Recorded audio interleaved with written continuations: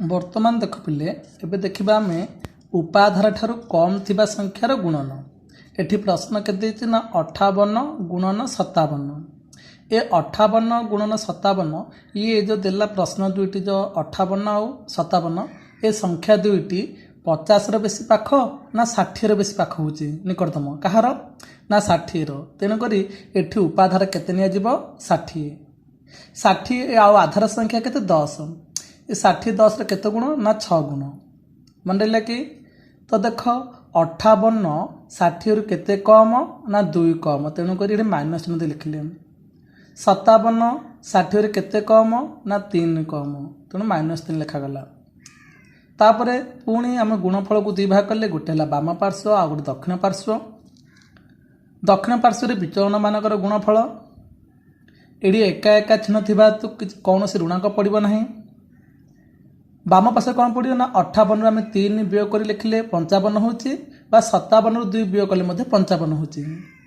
ଗୁଣନ 6 କରାଲା। 6ଟି କ'ଣ ନା ଉପାଧାର ହେଉଛି 6, ମାନେ ଆଧାର 6 ଗୁଣ, ତେଣୁକରି 6 ଲେଖା ହେଲା। ତ 2 3 6, ଇଏ 58ରୁ 3 ଗଲେ 55 ଗୁଣନ 6। 55କୁ 6ରେ ଗୁଣିଲେ 6 5 30, ଶୂନ ରଖି 3 ଅଛି, 6 5 30 3 33।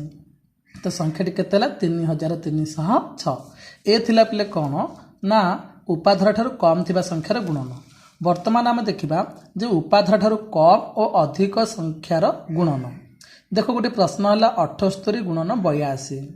ତ 78 କାହାର ପାଖାପାଖି 70ର ପାଖାପାଖି ନା 80ର ପାଖାପାଖି? 80ର ପାଖାପାଖି। 82 ମଧ୍ୟ 80ର ପାଖାପାଖି।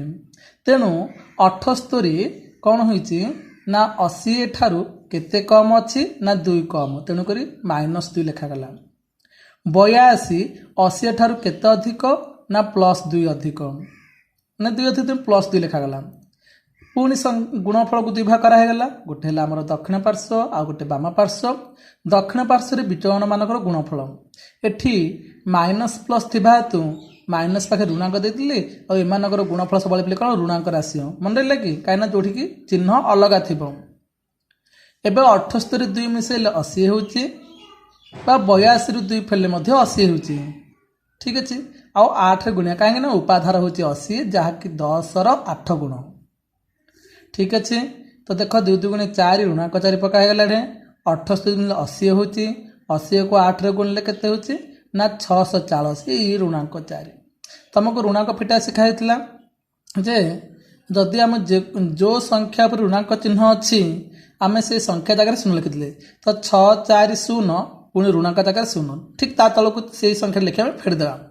ତ ପିଲେ 10ରୁ 4 ଗଲେ 6, ଏଇଠି 9 ଅଛି, 9ରୁ 0 ଗଲେ 9, ଏଇଠୁ 11 ଯାଇଥିଲା, ଇଏ 3 ଇଏ 6। ତ ସଂଖ୍ୟାଟି ହେଲା କେତେ, ମାନେ ଗୁଣଫଳ ହେଉଛି କେତେ ନା 6396।